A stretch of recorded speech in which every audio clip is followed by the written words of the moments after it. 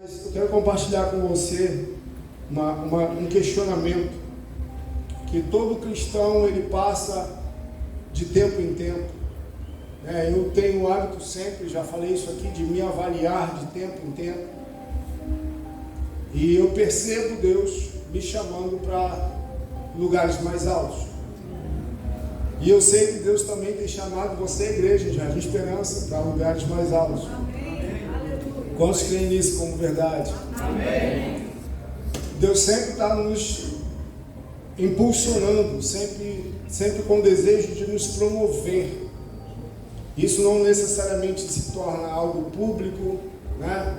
Isso se torna algo visível às pessoas, não necessariamente assim, mas naquilo que Deus nos conhece, naquilo que Deus sabe quem somos, no nosso interior, no nosso dia a dia, Deus sempre está nos puxando para cima. Amém? Você pode falar assim para o seu irmão: Deus sempre está te puxando para cima. Deus nunca te puxa para baixo. A intenção de Deus é sempre de nos promover, sempre de nos fazer crescer. Pode deixar o fundo, não tem problema. E eu quero compartilhar isso contigo hoje. Como alcançar? Não vou te dar todas as respostas e nem quero, nem pretendo, porque algumas delas a gente precisa buscar em Deus.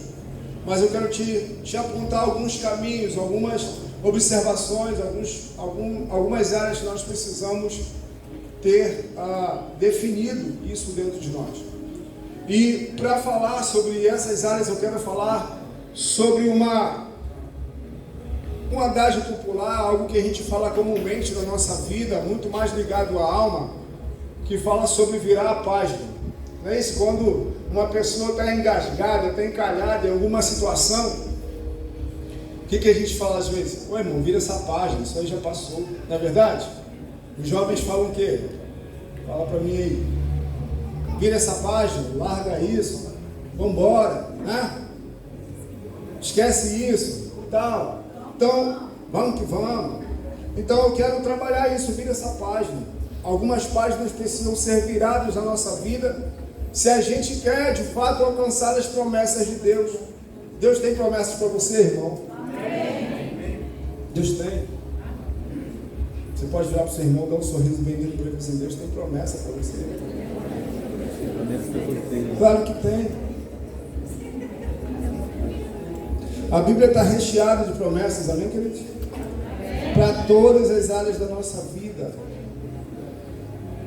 Para todas as áreas da nossa vida. Não tem uma área da nossa vida que fique fora da palavra de Deus. Eu quero compartilhar somente 3 tópicos aqui, eu quero ser bem compacto. Você pode abrir sua Bíblia comigo em Êxodo, capítulo 16.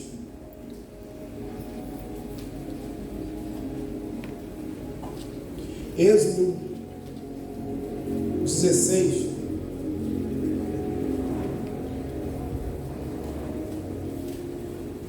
O que eu vou falar aqui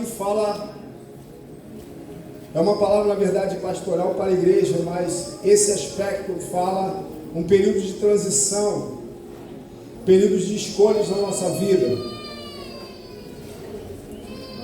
E antes da gente ler o que está acontecendo aqui, o que já aconteceu, Deus já derramou as 10 pragas do Egito para libertar o povo dele do Egito. Isso se tornou muito conhecido aqui no Brasil, né, através das novelas aí, que passam na imprensa, então não é um assunto não conhecido. Deus já tinha derramado as 10 pragas, o povo já estava fora do Egito. E o Egito tem um simbolismo na Bíblia de mundo e faraó, de Satanás. Então o povo de Deus, você pode repetir comigo: o povo de Deus, foi liberto do Egito das garras do diabo. Está claro isso, ok? Houve um processo pelo qual o povo passou. E aqui o povo já está fora. Eles já estão caminhando para a terra prometida. A terra que Deus prometeu dar aos seus antepassados. Eles estão vivendo um processo na vida deles. E durante esse processo eles se deparam com várias dificuldades, com várias situações que todos nós passamos no nosso relacionamento com Deus. E olha só a necessidade que eles vão passar aqui. Toda a comunidade de Israel partiu de Elim e chegou ao deserto de Sim, que fica entre Elim e o Sinai.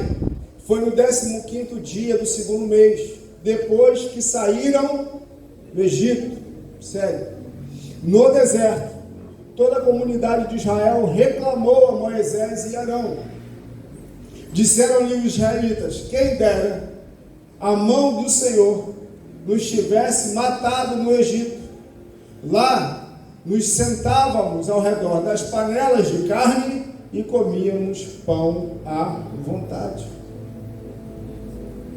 Olha que interessante. O povo estava fora do Egito, correto? Sim ou não? Sim. Só que a mentalidade, o coração deles ainda estava onde? Lá. Eles foram livres fisicamente, presta atenção. Eles foram livres espiritualmente, porém dentro deles eles ainda eram escravos. Aqui dentro eles ainda eram escravos. Então, se nós queremos alcançar as promessas de Deus, nós temos que virar a página do Egito. O que fala, o que tem no Egito? É o simbolismo do mundo, ou o que me atrai para o mundo. A Bíblia fala que aquele que é amigo do mundo se torna inimigo de Deus. Então, se eu quero alcançar as promessas do Senhor, eu tenho que virar a página do mundo e deixar o mundo lá atrás.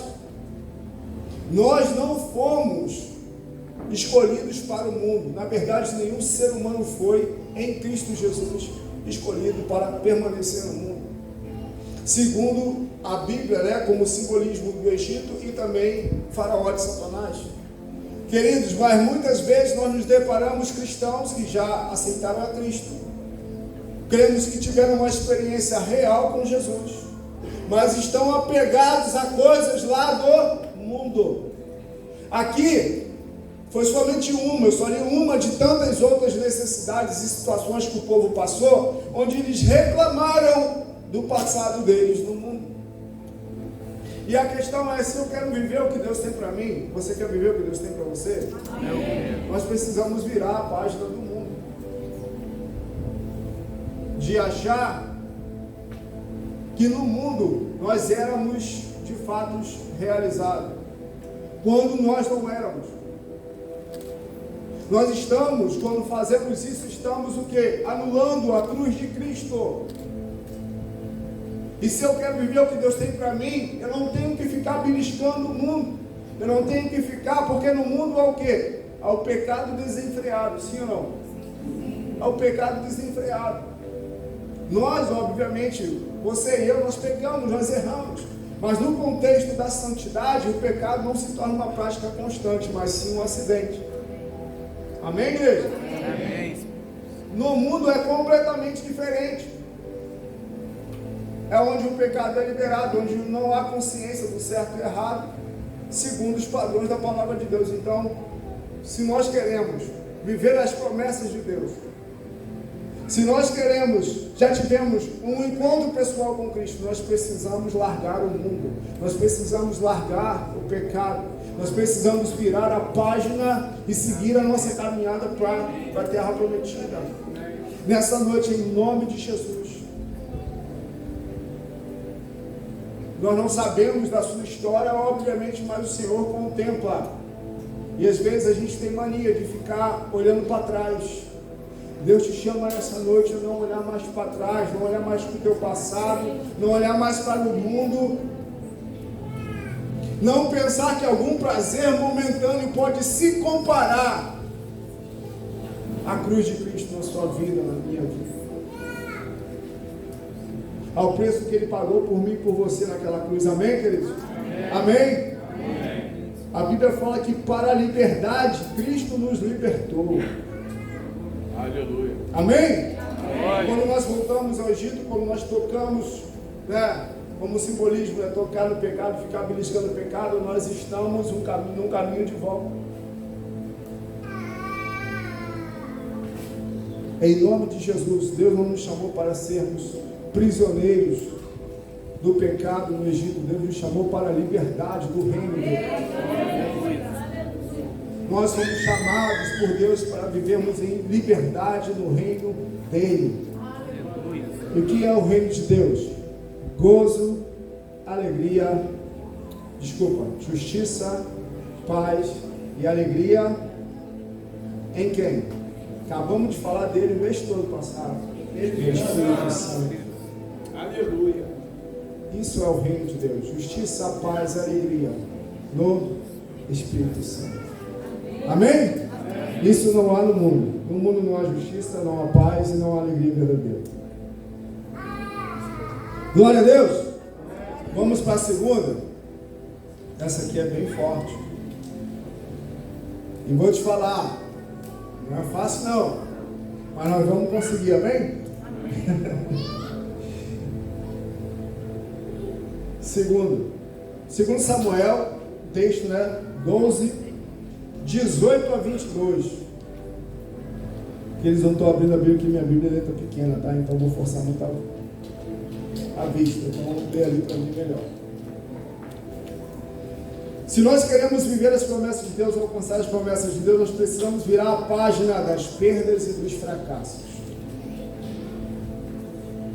Quantos já fracassaram em alguma área da sua vida? Levante sua mão, confessa junto comigo. Quantos já perderam? Não, pastor, cristão é só vitória. Mostra na Bíblia isso. Não é só derrota também não, né? Está repreendido isso, né? Não sou mais que vencedor, mas a gente perde. Vamos lá. 2 Samuel 18, 22. Olha só. O que está acontecendo aqui? O contexto para a gente não precisar ler tudo. Havia um tempo que os reis deveriam sair à guerra. Davi deveria estar à frente do seu exército. Mas Davi não vai. Fica no palácio, passeando no palácio. E aí Davi olha e tem uma mulher tomando banho. Davi fica o quê? Interessado. Davi chama aquela mulher pela autoridade dele de rei, tem relações com ela, nasce um filho desse relacionamento adúltero.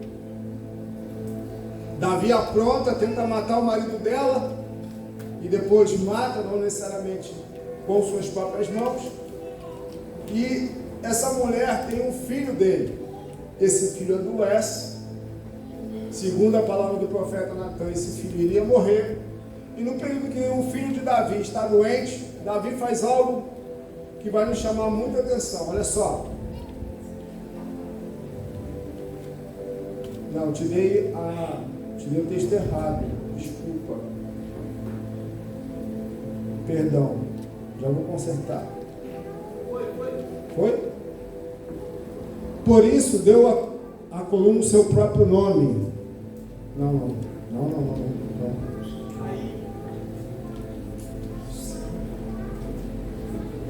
7 dias depois, a criança morreu. A criança que estava doente. Os conselheiros de Davi ficaram com medo de dizer que a criança estava morta. E comentaram: enquanto a criança ainda estava viva, falamos com ele. Sério.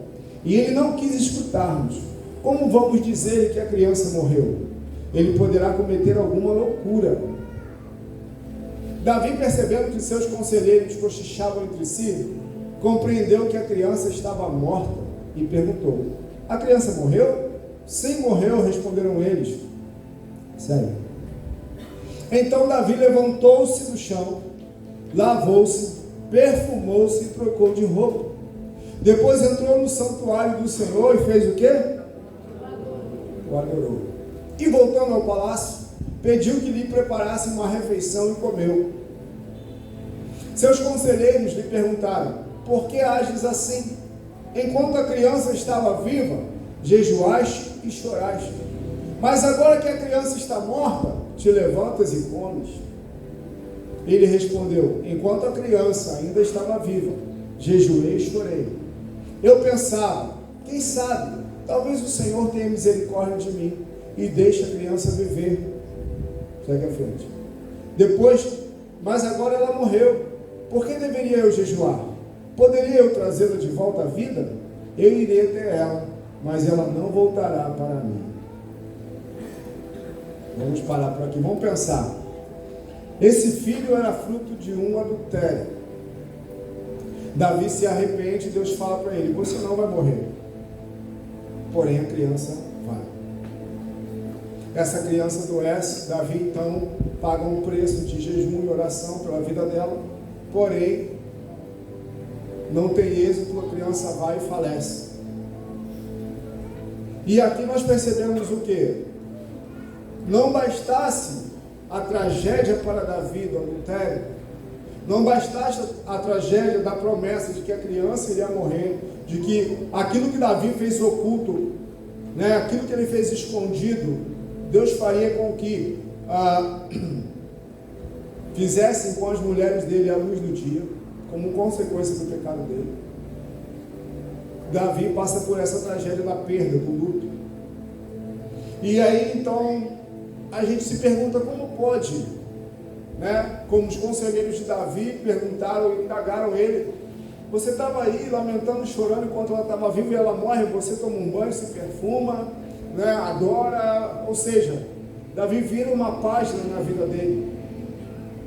E eu não quero entrar nos méritos, vamos dizer assim, teológicos, da morte da criança. Não quero me aprofundar nesse aspecto, mas me chama muita atenção como Davi sai de um estado de pecado, de luto, e consegue dar continuidade à sua vida. Se nós queremos alcançar as promessas que Deus tem para nós, e você já falou que quer, amém? Amém. Nós precisamos virar as páginas dos fracassos e das perdas. E muitas vezes isso é o que nos prende. Às vezes porque temos um entendimento errado da Bíblia, de que se passamos por perdas, por fracassos, o peso da religiosidade, do falso ensino, do ensino enganoso. Quando eu brinco aqui de sua vitória, é porque isso é enganoso, isso não é bíblico. Isso gera peso e fardo nos ombros das pessoas. E nós precisamos entender que Jesus falou que o fardo dele é o quê? É leve. E nós precisamos entender isso, que é necessário virar algumas páginas. O fracasso, a perda, não tem jeito. Davi falou: eu vou até ela, mas ela não vai vir até mim. Isso às vezes fala de relacionamentos humanos, onde a gente vai até as pessoas, mas elas não vêm até nós. E Davi percebeu que era necessário que ele deixar a criança aí, não necessariamente física, mas dentro dele. Nós precisamos, queridos, aprender a vencer os nossos relacionamentos fracassados, nossos fracassos, nossas perdas. Nós não fomos preparados para perder. Alguém aqui foi preparado para perder? Não. Ainda mais no meio evangélico, nós ouvimos o tempo todo: Deus tem promessa, Deus tem vitória, Deus tem isso, Deus tem aquilo. E você amanhã vai lá e toma um boom na cabeça. Você toma uma pancada aqui, uma pancada lá. E aí a gente fica: ué, mas como pode isso? Por conta, às vezes, de um ensino enganoso, de um ensino errado. Porque a gente passa por situação difícil. Cristão pode bater com o carro? Pode ou não pode? Pode ou não pode? Pode ou não pode, querido?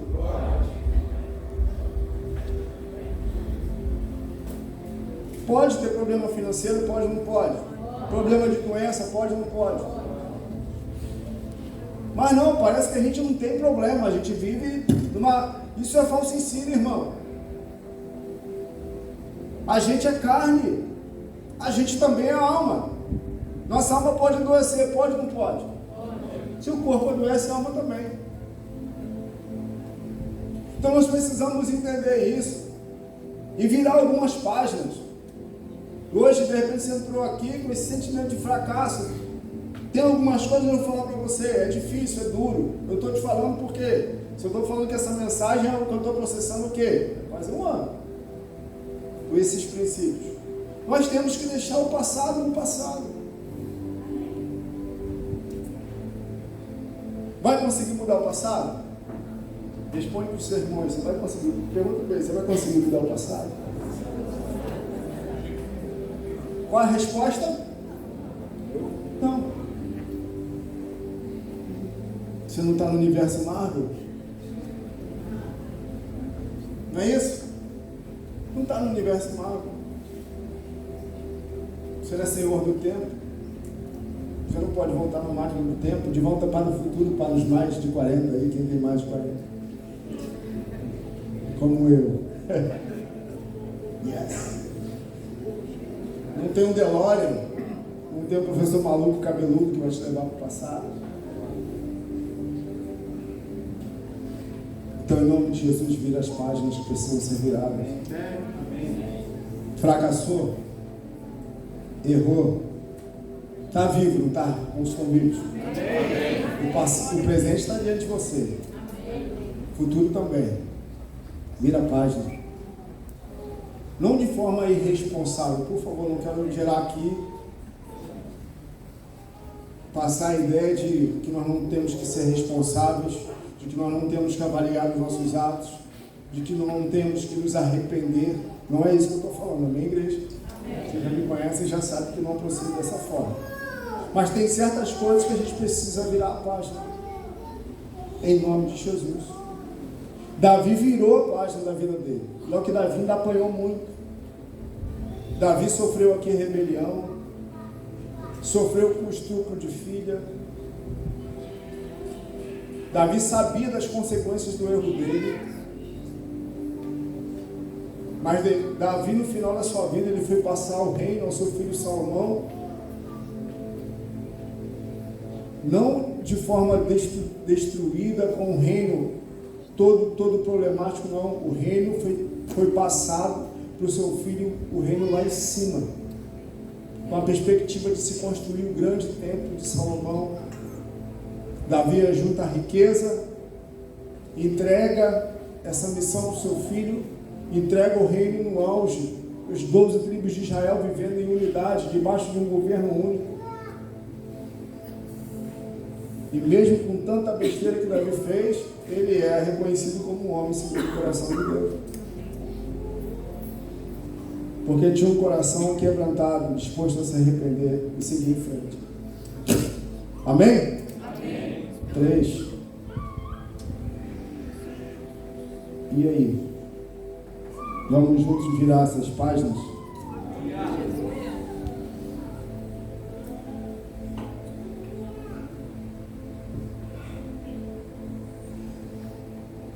Virando a página da imaturidade. Filipenses 4, verso 10 a 13. Aqui, Paulo fala num contexto financeiro, porém nós podemos abranger isso para todas as áreas da nossa vida. Diz assim, alegro-me grandemente no Senhor, porque finalmente vocês renovaram o seu interesse por mim. De fato, vocês já se interessavam, mas não tinham oportunidade para demonstrá-lo. Não estou dizendo isso porque esteja necessitado, pois aprendi. Você pode repetir comigo? Aprendi. A adaptar-me a toda... Não precisa repetir não. Obrigado pela força. Volta antes. Adaptar-me a toda e qualquer... Meu Deus. Segue. 12. Sei o que é passar necessidade e sei o que é ter fartura. Aprendi. Eu não gosto dessa palavra não, nessa tradução, tá? Segredo. Aprendi o segredo, aprendi a viver contente. Olha só. Paulo aprendeu, e ele aprendeu a viver como, querido? Por favor, olha isso aqui.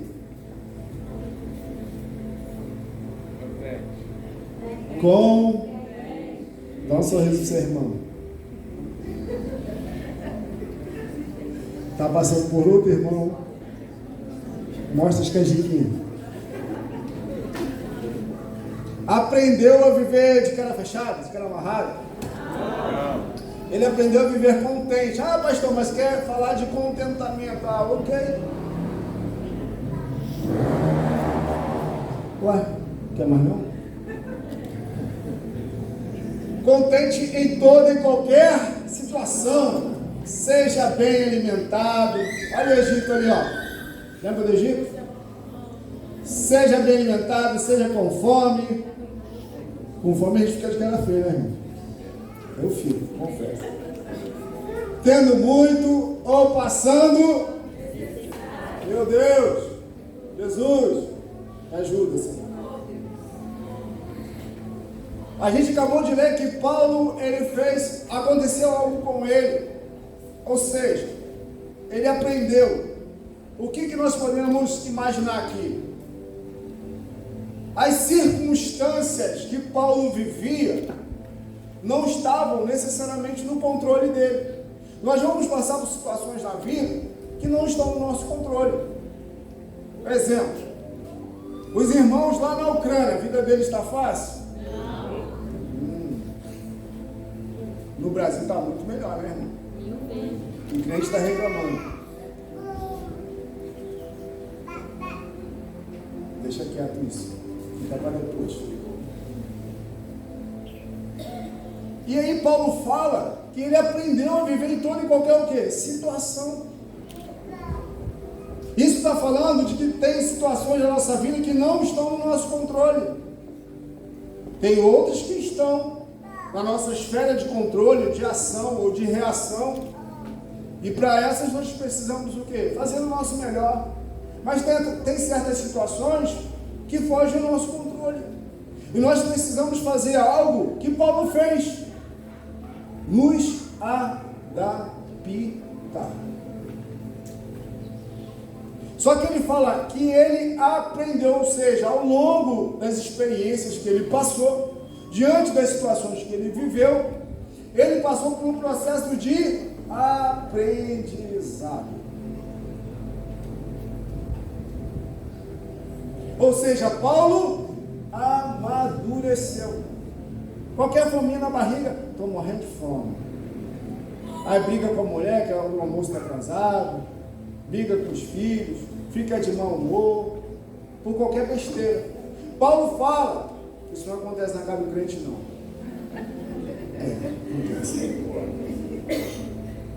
Misericórdia, moça.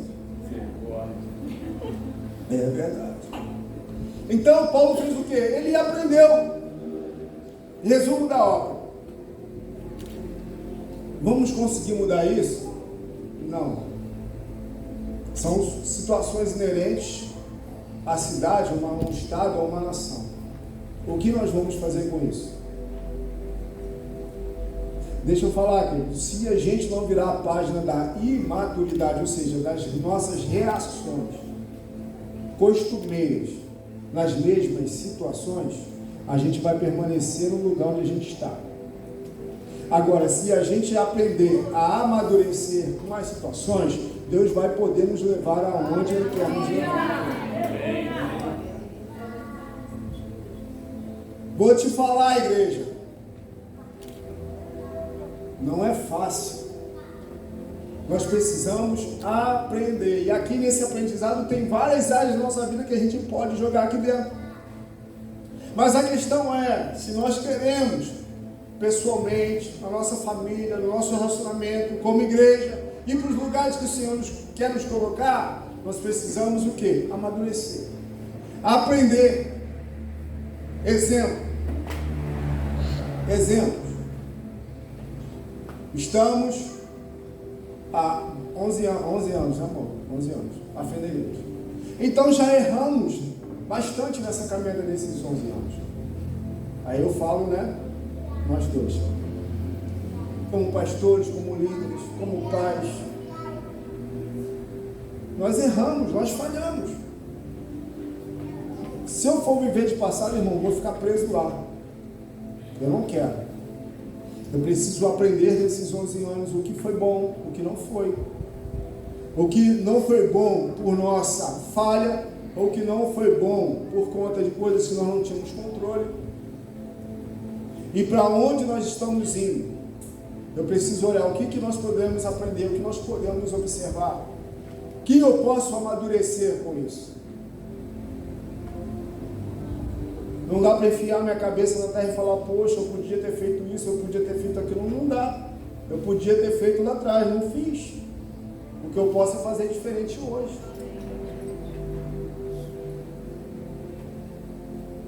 Eu preciso entender que se eu quero alcançar novos níveis em Deus, eu preciso dedicar, semear tempo de oração, de leitura, de jejum. Isso é permanente na vida do cristão. Eu preciso desenvolver o meu relacionamento com Deus, eu preciso desenvolver o meu ministério. Eu preciso dessas ferramentas na minha vida. E nós precisamos entender como igreja o seguinte: eu aprendi isso, vou te falar. Por favor, você vai sair daqui me amando, mais do que você me ama. Está pronto aí? Jesus.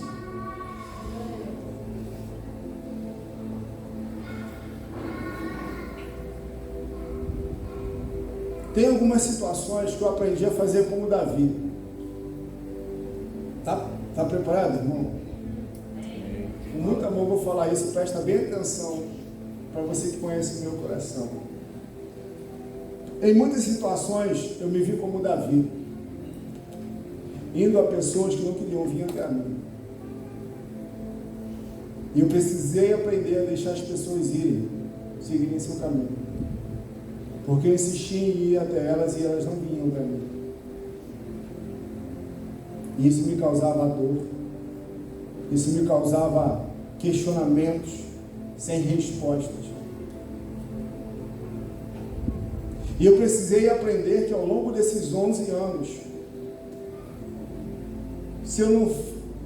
e eu sei que eu falhei, que eu errei, mas eu precisei aprender que se aquilo que eu fiz não foi suficiente, eu não posso voltar atrás, eu só posso fazer diferente daqui para o futuro. Mas eu preciso olhar para frente. Eu preciso amadurecer. A Bíblia fala que se nós nos achegarmos a Deus, o que Ele vai fazer? O que Ele vai fazer? Mas se Deus está em todo lugar, como que Ele vai se chegar até nós? Talvez na sua cabeça possa pensar dessa forma. Mas o texto é bem claro, que para toda ação de Deus, precisa haver uma ação nossa. Deus reage ao seu movimento. Está claro isso para você, irmão? Amém? O reino de Deus não é diferente. Nós precisamos amadurecer, aprender. Então eu aprendi a duras penas.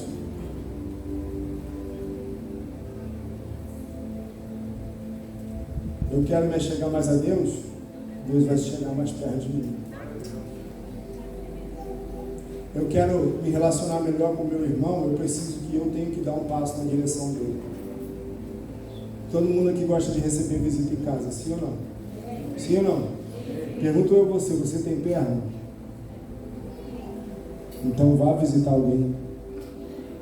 E para de reclamar que ninguém te visita. É o princípio bíblico. A lei da semeadura. Você quer colher? Todo mundo quer. Mas para colher tem que ter o quê? Tem que plantar e tem que ter terra boa.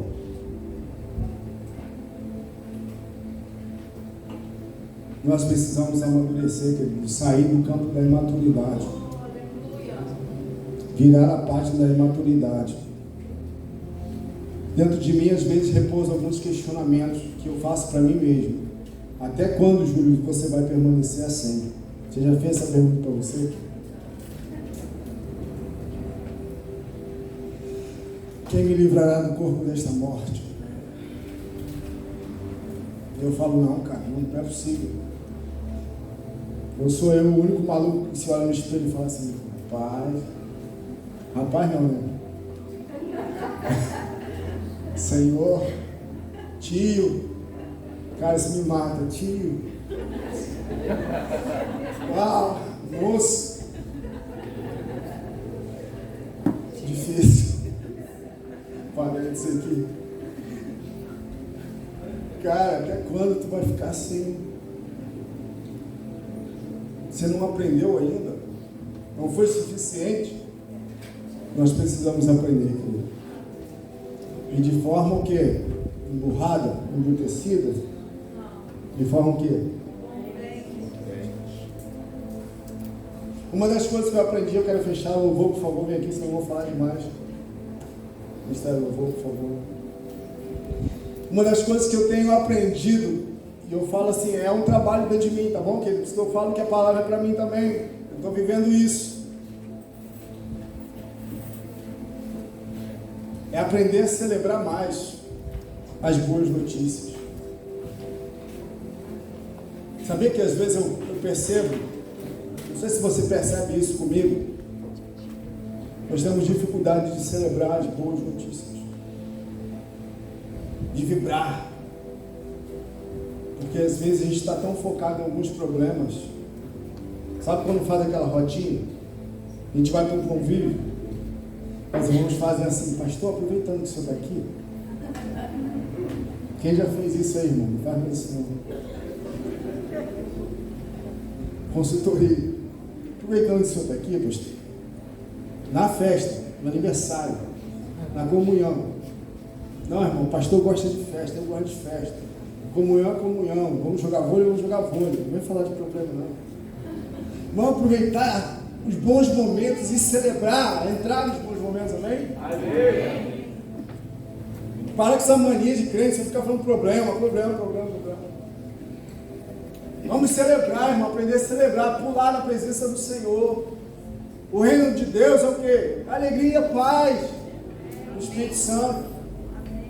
Então eu tenho que trabalhar isso dentro de mim, porque eu já tenho uma tendência de ser fechado, introvertido. Mas no meio da galera que eu conheço, eu me solto. Aí eu brinco, eu zoo, né, Maurício? Amém, pastor. Amém, sua graça. É a gente aprender, querido, a amadurecer, passar por isso de forma o quê? Contente. Contente. Quantos gostam de ficar perto do crente rabugento? Quantos já viram aquele desenho do rabugento? Dick Vigarista, lembra? Corrida maluca, pegadora charmosa. Você lembra? Tudo lembra. Então vai ser rabugento, tá tudo ruim, reclama, fecha a cara, acontece um negócio de errado, não dá certo, fecha a cara, seja otimista em Deus pela palavra, não é pensamento positivo não. Mas pô, se a gente tem Jesus, a gente tem tudo, irmão. Amém. Sim ou não? Sim. Ah, pastor, que tem algumas coisas que não sei, irmão, olha só, olha para o lado. Pô, tem gente, a gente passou por 2 anos de Covid, a gente está aqui. Glória a Deus. Famílias perderam seus entes queridos, né? Pessoas passaram por situações, tem guerra no mundo hoje, pessoas morrendo, irmão, tragicamente. Países totalmente destruídos, tem que matar cachorro, tem que matar rato, tem que matar gato para comer. E às vezes a gente está reclamando, murmurando. Pelo amor de Deus, vamos para cima e vamos botar um sorriso nesse rosto. Vamos virar a página e vamos amadurecer. Para de ser crente resmungão, murmurador. Aprende, amadurece, vambora, troca de roupa. Tá usando baby look, tá cafona, tá ridículo. Você chega por quê?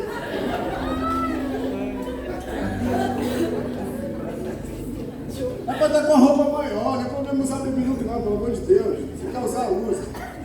Estou falando espiritual, amém, querido? Amém. Que bom que você riu, então aproveita e fica de pé.